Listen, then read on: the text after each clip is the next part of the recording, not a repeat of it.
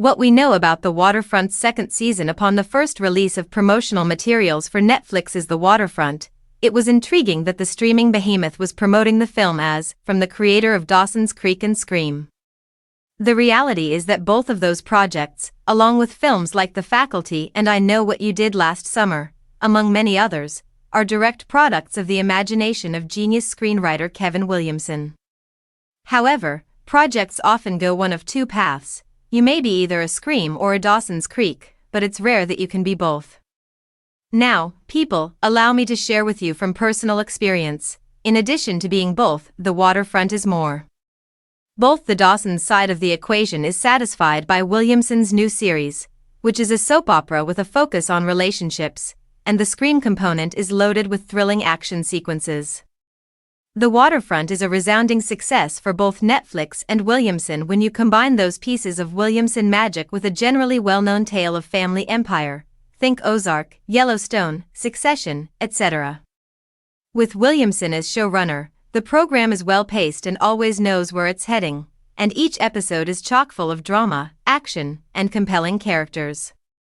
The core premise is rather straightforward. The Buckley family is in debt and, as a consequence, engages in some risky and deadly drug smuggling activities. This brings back Harlan, Holt McCallany, who has a heart disease, a drinking problem, and a soft retirement of his own.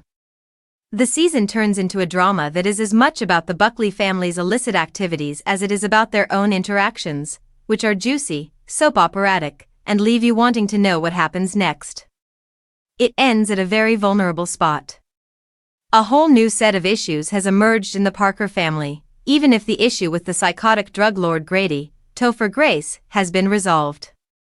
In addition, for the Parker family to be satisfied, Maria Bello, must assume charge of the company. Will it make Harlan happy? Well, certainly not, given that he said to his son Kane, Jake Weary, that he always intended it to be a father-slash-son enterprise. Additionally, Belle is collaborating with Kane and the Parker family to sell off a large portion of the Waterfront property in Buckley for what will likely be developed. They must have the money, but Harlan will not accept that either. In an interview with TV Line, Williamson said, Belle has always replaced Harlan as the family's patriarch in the first season, manipulating him and dictating what happens to the Buckley family behind the scenes. All of her little shenanigans have been done behind Harlan, and in the shadows of Harlan, and now she's ready to shove him out of the way, stand front and center, and really take the reins. In any case, the impact of the Waterfront Season 1 has a lot to cope with. However, we are currently unsure of if or when a second season will be produced. Here is what we currently know.